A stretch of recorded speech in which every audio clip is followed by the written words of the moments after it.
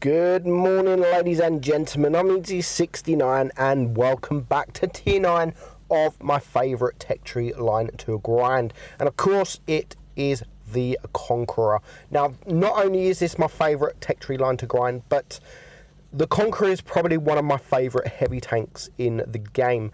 It's got good gun depression, it's got good armorish, especially the turret, and it has a fantastic accurate gun that has Hesh, and it's a really fun tank to drive. And I mean, when I first started playing, I did not really like the tank, but after playing it for quite a while now, I actually really enjoy the tank. Now, this battle here, we got 3 battles, I think, for you today.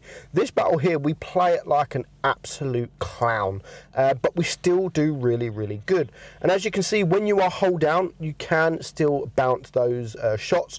We bounce now 1500 damage. Fair enough, we haven't got any damage, but we will change that very quickly. It's got good penetration, good gun depression. It's up to you what you want to run it with. I mean, you can run it with calibrated shells because it has that Hesh, or you can just run it with the rammer to increase the DPM. So it's literally really up to you what you run it with. So now we are going to take the KV5 down to a one-shot. We do get penetrated from one of the medium tanks in that corner. I think it was the Pattern.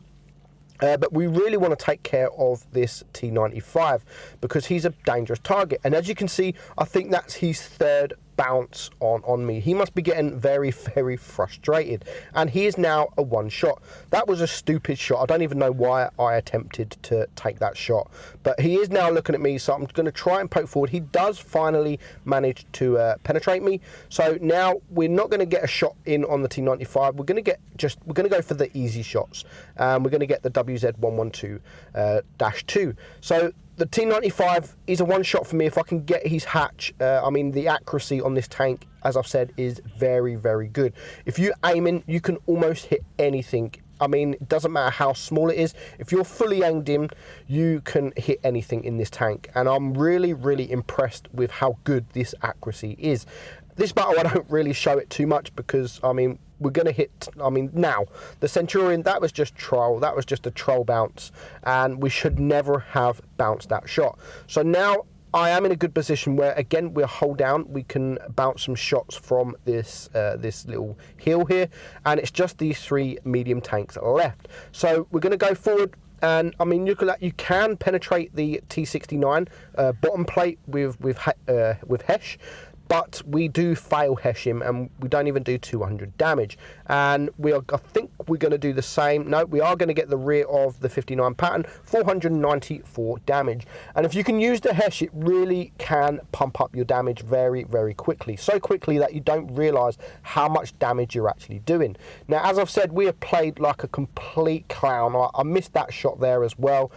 You can see even the bottom plate of the Centurion 7-1 easily penetrated, and he can probably penetrate us, to be fair, with his Hesh if he had the Hesh gun. But still, 2,600 block damage. We end on 3,600 damage. We get the steel wall. It was only a 2nd class, but I didn't even deserve a 2nd class there. Yes, we did do 3.5k damage, but we could have got so much more if we just didn't play like a complete moron. So next up, we are on Dead Rail, and again, we don't play as good in this battle either.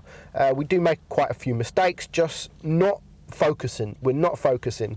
We are going to push the hill because, as I said, we've got a nice turret, we've got nice gun depression, so we can easily get up and get some bounces. But at the moment, we've got nothing to shoot at. The enemy are capping A, they're capping C, so we now know that there is tanks left and there is tanks right. So that poor IS-2SH has almost just been absolutely deleted, and now the EXP on the enemy team have gone, so I can now push around. I am weary of the TDs. There's 3 TDs. One of them is spotted by C, maybe 2 of them spotted by C, and now the Tortoise has been spotted. So we can get to the side of him. He shoots, he misses. I mean, look, you don't even need to aim on this tank. You just aim, you just look where you want it to go, and that is exactly where it will go. And that is the plus thing about this tank. That's why I love this tank so much, is because of that accuracy and the Hesh, of course. I like any tank with Hesh. Hesh is love. So we're now going to get to the side of this tank. Now, unfortunately, there was a troll bounce on the tortoise, but even on the move there, we still managed to hit him on the side. Yes, it didn't penetrate, but we still hit him. That is all that matters. We hit him, and now we're just going to get to the side of him. One shot, he is going to penetrate us because our hull is not strong. Our hull is really quite weak. We're not going to try the Hesh there on his hatch. We are going to bring him down to 91 hit points, and then we can just use our speed boost. The speed boost on this thing, just like the Carnarvon, it does really make a difference. You can get into those positions really quickly. And now we have another T95 to deal with. So we're just going to aim at the hatch, and we're going to do 500 max roll. Now, the tortoise, the T95 is able to get a shot on us, even though we are hiding behind the tortoise. And now we are going to wait. And now that wasn't the tank.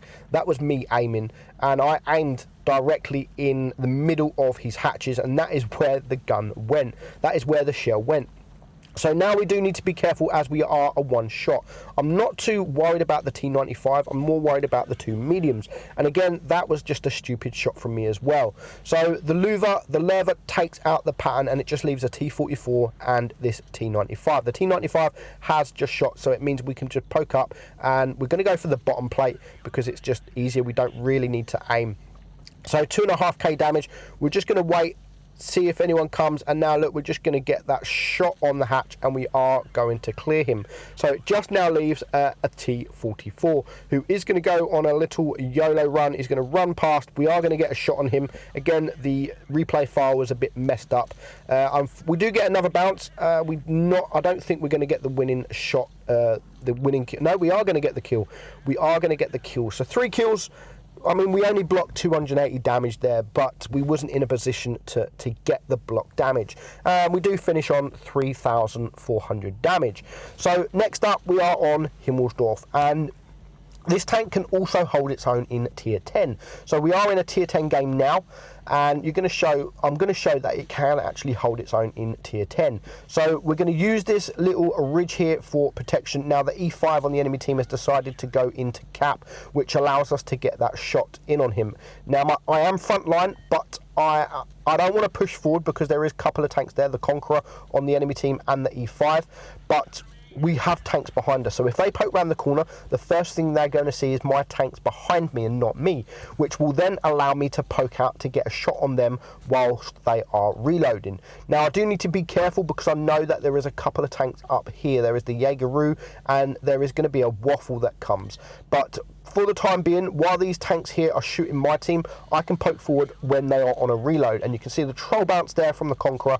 But now the enemy waffle has been spotted. So we're going to load up the HE, we're going to poke forward, and we're going to get a nice 644 max roll into him.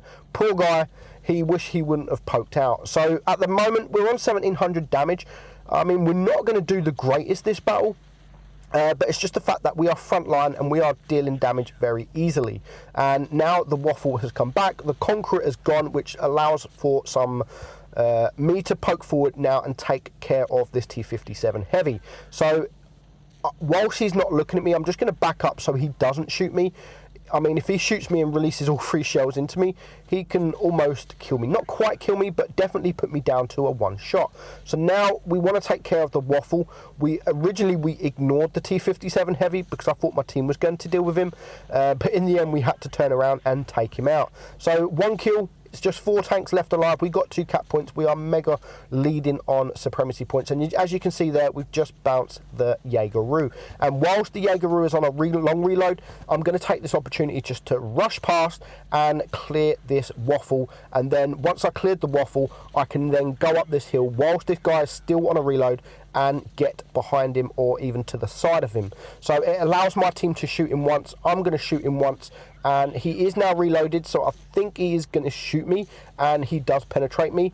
So, but at this time, there's only 3 tanks left alive against 6.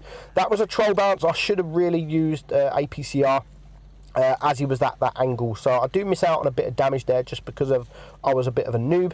But now it's just the T54. Now I could have used Hesh into the side of him. You can easily pen him with Hesh, no problem whatsoever. But I decided to use AP. But nevertheless, we still won.